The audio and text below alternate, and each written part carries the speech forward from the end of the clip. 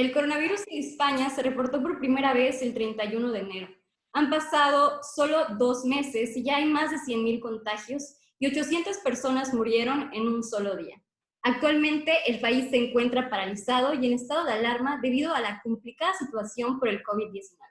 Yo soy Regina Montañez y hoy me acompaña a distancia Jesús Caballero Lendínez. Él es periodista, estudió Ciencias de la Información en la Universidad de Navarra, ha trabajado en TVE, Antena 3 y Telecinco y además está enlazado con nosotros desde Madrid. Hola Jesús, es un gusto coincidir contigo. ¿Cómo estás?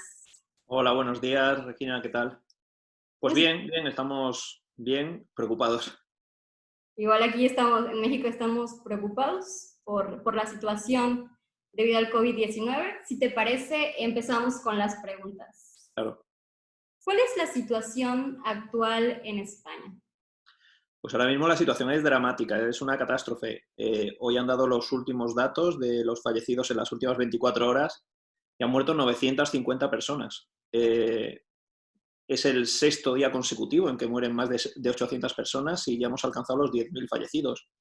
Es una cifra escandalosa y es incluso superior a Italia, que aunque ellos allí han fallecido 13.000 personas, nos llevan casi 10 días de adelanto en los primeros contagios, con lo cual hace 10 días en Italia no había muerto tanta gente. Es una situación terrible, terrible, hay más de 100.000 contagiados, pero los datos son irreales, es mucho más. Se barajan cifras de 4 millones de afectados cuando somos 46 millones de habitantes. Y también no se están contando todos los fallecidos, porque hay mucha gente que fallece en residencias de ancianos a los que no se le hacen el test y por tanto no figuran dentro de las estadísticas.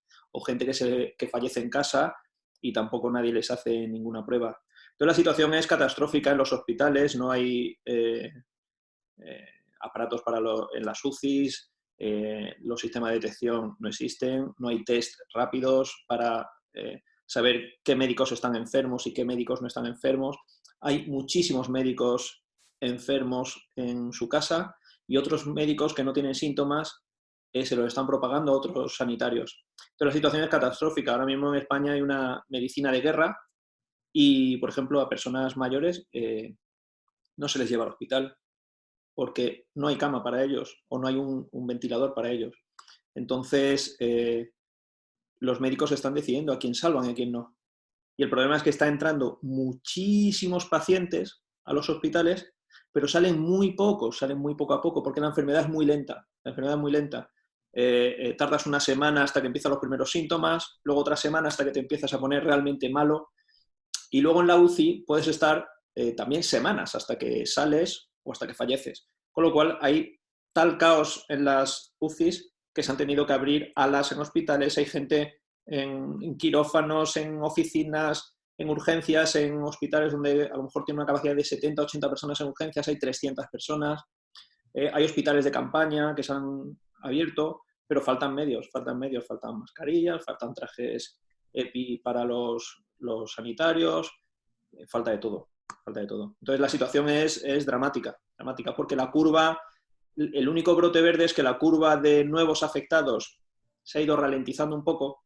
Antes había un 20% de crecimiento de nuevos afectados y ahora está en torno menos del 10, está en 7, 8. Pero siguen en las UCIs las mismas personas que estaban la semana pasada, sumándole los nuevos afectados, con lo cual hay dos curvas, la de los nuevos afectados y la de los enfermos, y la de los fallecidos. La de los fallecidos, desgraciadamente, sigue creciendo. Pasarán varias semanas hasta que empiece a bajar. ¿Y a qué atribuyen que la situación se pusiera tan grave en España? Han pasado solo 2 meses del primer caso detectado y es impresionante, como tú dices, es una situación catastrófica. ¿A qué atribuyen ustedes esa situación? Hay mucho debate en España sobre esta situación, sobre si el gobierno tenía conocimiento de lo que iba a ocurrir y demoró mucho las medidas necesarias de contención para evitarlo. Y luego hay una cosa clave en Italia, cuando estaban ya mal y había 17 provincias aisladas y que la gente estaba en casa, seguían viniendo aviones a España con italianos y iban a empezar las fallas de Valencia y estaba llena de italianos. Y el Valencia jugó un partido de octavos de final de la Champions contra el Atalanta en Bérgamo y fueron 3.000 valencianos allí. Y luego 40.000 personas de Bérgamo se juntaron todas juntas en el estadio de San Siro. Y luego 3.000 aficionados del Atlético de Madrid fueron a Liverpool. Entonces, si te das cuenta, en Europa, donde más problemas está habiendo es donde más comunicaciones ha habido. Más comunicaciones de avión y de carretera. Dentro de España, donde más problemas hay es en Madrid, Barcelona, Valencia y el País Vasco, que es los 4 ejes, digamos, económicos de España. En los extremos del país, en los sitios más remotos, no está causando tantos problemas. Entonces, la gente que acusa al gobierno de haber sido lentos a la hora de tomar decisiones dicen que ya había informes, que en Italia estaban pasando realmente cosas lo suficientemente graves como para haber cerrado las fronteras. ¿Qué ocurre? Que había cientos de miles de personas infectadas, pero que no lo sabían. No lo sabían. Entonces llegó el fin de semana del 5 de marzo, había manifestaciones del 8M feministas, había partidos de fútbol, había misas, había mítines, había de todo, y no se canceló. Entonces, la gran queja es ¿por qué no se canceló todo eso? Los de la oposición dicen que es porque no querían cancelar las manifestaciones del 8M, y los del gobierno dicen que todavía no tenían datos suficientes como para haber paralizado el país porque solo había 300 enfermos y muy pocos fallecidos. Entonces, el hecho es que toda esa masificación de personas ese día fue letal. Todas las ministras que fueron a la manifestación del 8M, buena parte de esas ministras están enfermas. La vicepresidenta del gobierno está enferma, la mujer del presidente del gobierno está enferma, la ministra de Igualdad 2 veces ha dado positivo por coronavirus. Entonces, aquello fue... había una bomba biológica moviéndose por España que no se frenó. Entonces, también es cierto que en España dicen que en otros países no se están midiendo bien los datos de infectados y de fallecidos, que se están ocultando, que puede ocurrir que en otros muchos países incluso estén peor que nosotros, como por ejemplo en Estados Unidos, Inglaterra dice que va a ser también catastrófico. Bueno, a saber. El hecho es que se ha actuado tarde y mal, y sí que es cierto que ha cogido al país en una situación completamente de desabastecimiento de material sanitario, porque no había aparatos, no había mascarillas, no había nada. Entonces hemos ido todos corriendo a China a comprarlo, a la vez que el resto de países del mundo. Entonces ha sido una situación. Hemos comprado 650.000 test rápidos y no funcionan. Sí. La Comunidad de Madrid ha comprado 23 millones se ha gastado 47 millones de euros también en material sanitario, y los aviones han perdido, les han estafado. Entonces, están fabricando los respiradores, los está fabricando la SEAT, una empresa de coches con motores de los limpiaparabrisas. Con eso te digo todo. Sí, como tú dices, es una situación muy crítica, muy complicada, pero cuando se dijeron tomar las medidas, fue cuando en los titulares de aquí, del otro lado del mundo, se veía que España en aislamiento total, cuarentena obligatoria, las restricciones tan rígidas que no podías, incluso circula que no puedes salir de tu casa más que 1 hora al día para pasear a tus mascotas. Aquí veíamos noticias de gente que trata de evadir la cuarentena obligatoria. ¿Tú qué has hecho para afrontar esta cuarentena? ¿O qué es lo más difícil que has tenido que...? La cuarentena, en mi caso, fue radical desde el primer minuto, pero ha sido progresiva en España. Es decir, al principio fue, todo el mundo se queda en casa, salvo si tienes que ir a trabajar. ¿Qué ocurre? Que todo el mundo tiene que ir a trabajar. Entonces, los metros estaban llenos, los autobuses iban llenos. Entonces, les dijeron a los empresarios, quien pueda teletrabajar, que teletrabaje, pero eso no siempre ocurrió. Entonces, a pesar de esa cuarentena, siguió habiendo mucho movimiento. La verdad es que la gente la ha seguido bastante a rajatabla, y de hecho hay un clima un poco incluso de delación. Es decir, si tú vas por la calle y ves a 2 personas juntas, llamas a la policía. Ha habido gente de insultos por la calle, de gente que te insulta por los balcones y ven a 3 personas juntas, 2 personas juntas. De hecho, ha habido situaciones llamativas. Por ejemplo, la gente que sufre algún tipo de trastorno del espectro autista puede salir a la calle acompañar a sus padres. Entonces, claro, la gente no lo sabía y ha habido denuncias, insultos, este tipo de cosas. Y entonces es una cosa, pues eso, distópica, total. Vas al supermercado y vas solo, alejado de otras personas, haciendo unas filas con 4 o 5 metros de separación entre las personas, lavándote las manos antes de entrar al supermercado. Solo pueden entrar tú vas entrando según va saliendo la gente, está controlado, tú no puede entrar y todo el mundo al supermercado como quiere.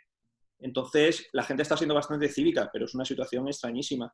El perro solo puede sacar, en algunos pueblos, en algunos ayuntamientos han decidido que solo puedes sacar a 100 metros, a 200 metros de tu casa. No sé. Yo lo estoy llevando bien. En 21 días he salido 3 veces al supermercado.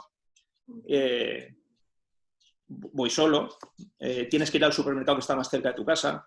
Te pueden parar y te piden el ticket, porque ha habido gente que salía de casa con una bolsa de la compra, echaba 2 kilos de sal, o de azúcar o de arroz, y iba a ver a su madre a la otra punta de la ciudad y decía que iba para el supermercado. Entonces ahora te miran la identidad, el documento nacional de identidad, y te miran dónde vives, si tienes el ticket, está todo súper controlado. ¿Y qué multas o sanciones hay para estas personas que viven la cuarentena? La sanción mínima son 300 euros, con unos $360, una cosa así. Y se están poniendo muchísimas. Pero en general la inmensa mayoría de la gente la respeta. Y luego ha cambiado absolutamente la manera en la que nos comunicamos y bueno, yo bajo de mi edificio a la calle y si hay alguien en el ascensor no entras. Si te vas acercando a la puerta y ves que alguien llega, te apartas y esperas a que pase. Eso de abrirle la puerta y esperar a que pase, no. Hay una separación vital entre la gente muy grande. Entonces es duro sobre todo por no ver a la familia, porque ahora es Semana Santa, es cuando aprovechas para ver a tus padres, a tus hijos. Entonces es complicado. Y sobre todo, bueno, yo soy un privilegiado porque tengo una casa más o menos grande y tal, pero hay mucha gente que vive inmigrantes, gente con menos recursos que viven 7, 8 en una casa, un apartamento pequeño, interior, sin luz, que no tienen perro para sacar, que es complicado estar 2 meses encerrado y añadido además a la situación económica, laboral, que hay mucha gente que está desempleada o lo que sea. Entonces es una situación difícil, que gracias a Dios el señor que inventó Internet, porque nos podemos comunicar, Claro. Pero... y luego también pasa otra cosa. Una cosa es el confinamiento físico nuestro y luego otra cosa es el confinamiento familiar, porque cuando nos dejan salir a la calle, que se termina la situación de alarma no significa que se termine el virus. Es decir, a mí me dejarán salir a la calle, pero a mí me dará miedo ir a ver a mis padres, a donde viven ellos, porque yo soy de Madrid y ellos viven en Andalucía. ¿Con qué garantías voy yo sin saber si soy portador de una enfermedad y ellos, que son muy mayores y que son personas de riesgo, se lo voy a contagiar? Entonces, va a existir ese miedo a la hora de decir, bueno, vale, yo pues soy libre de moverme ahora por la calle, pero ¿puedo ir a ver a mis padres? ¿Con qué garantías voy a verlos? Y no seré yo el que les lleve la enfermedad, que de momento han sobrevivido. Es una situación muy complicada. Y sobre todo por el tema de los viejitos, porque buena parte de la gente que fallece, la inmensa mayoría, son ancianos. Y, por ejemplo, aquí en España, muchos de ellos están en residencia de ancianos y están completamente abandonados. O sea, en la residencia de ancianos había algunas que han muerto 50 en una residencia de ancianos. Y en algunos, de hecho, había una residencia que estaba gestionada por monjas, que las monjas desaparecieron y se fueron. Entonces, no había nadie que les llevara, que los atendiera. Entonces, ha habido situaciones dantescas de una residencia de 200 pacientes, 200 residentes, donde han muerto 30, 40, y el resto está enfermo y pueden caer en los próximos días. Entonces, es una situación muy complicada. ¿Y tú qué medidas has tomado para poder seguir desempeñando tu trabajo como periodista en la cuarentena? Yo justo un mes antes de la cuarentena, cambié de trabajo y entonces estaba buscando trabajo. Entonces esto me ha paralizado por completo mi búsqueda de trabajo, porque cuando ya empezaron los problemas, que todavía nos podemos mover y todo este tipo de cosas, se estaba preparando lo del teletrabajo, todas las empresas estaban desbordadas, estaban patas arriba, estaban comprando ordenadores, viendo cómo gestionaban tal, despidiendo gente, entonces era absurdo, era un muy mal momento para llamar a alguien a pedirle trabajo. Entonces simplemente estoy esperando, escribiendo cosas en casa, digamos, preparándome para dentro de 3 semanas, un mes o lo que haga falta. Entonces, mis hábitos de trabajo no han cambiado. Soy un desempleado doméstico. ¿Tú crees que luego de que termine, creo que en abril termina la cuarentena, ¿crees que lo alarguen? Porque esto ya fueron le agregaron unos 15 días. ¿Crees que sigan alargando este periodo de confinamiento? Yo tiendo a ser un pelín pesimista y yo creo que hasta finales de junio va a ser difícil que salgamos a la calle, porque el riesgo, después de toda esta travesía del desierto que estamos haciendo, el riesgo es que salgamos y con nuestro carácter además empecemos a llenar los bares, a abrazarnos, y que vuelva a repuntar esto. Porque mientras que no haya vacuna, ¿quién nos dice a nosotros que no va a repuntar? Y supuestamente solo tenemos la enfermedad 4 millones de personas, por lo que 8, pero hay 30 más, entre 40 más. Entonces, yo creo que se va a alargar, y lo que sí dicen es que va a ser todo muy progresivo. Es decir, que cuando nos dejen salir a la calle, nos van a dejar salir a la calle, pero solo para ir a trabajar. Que a lo mejor en los bares solo pueden entrar 10 personas.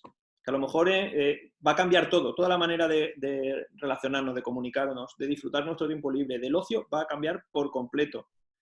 Por lo menos en 2020. Eso están hablando, yo ya leí un informe que me pasaron hace poco, que en 2020 no va a existir ningún tipo de encuentro social, de nada.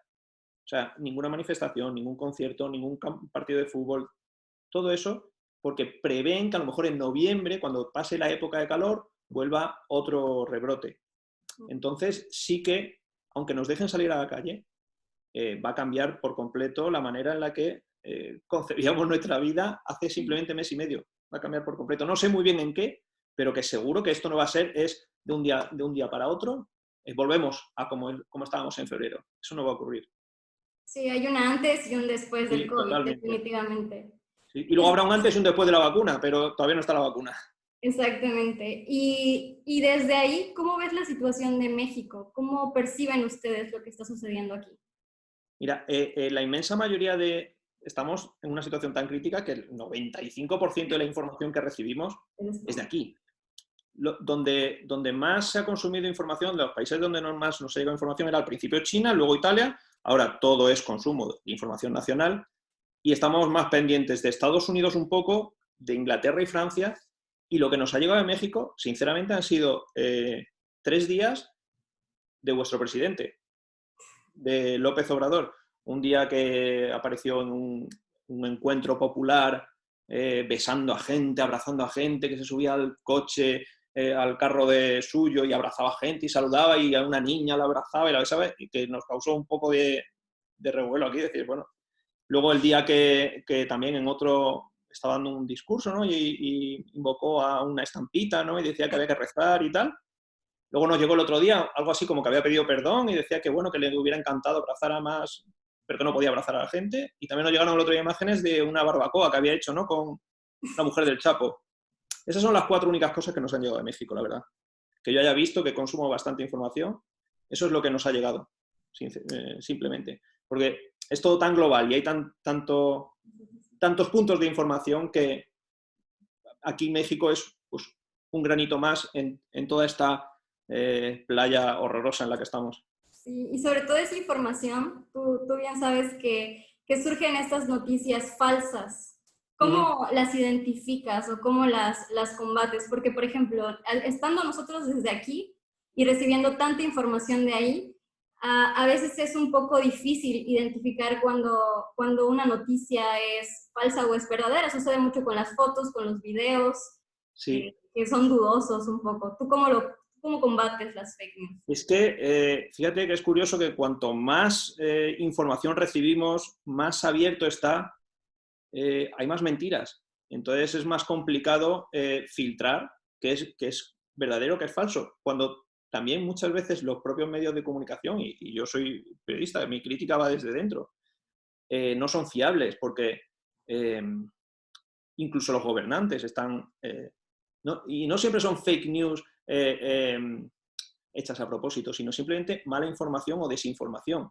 Es decir, aquí te dicen que han comprado un avión de medicamentos y que ya ha llegado, y resulta que es mentira, que era el avión que lo habían comprado el país de al lado y que como nos han mandado varias cajas, dice, ya está aquí. Entonces hay mucha manipulación y hay que meterlo todo en la licuadora y hacerte una composición de lugar cogiendo un poquito de información de cada sitio, porque realmente es muy poco fiable. Mira, aquí en España hay 3 grupos mediáticos, ¿vale? Uno es El Público, que es Televisión Española, y luego está A3 Media y Mediaset.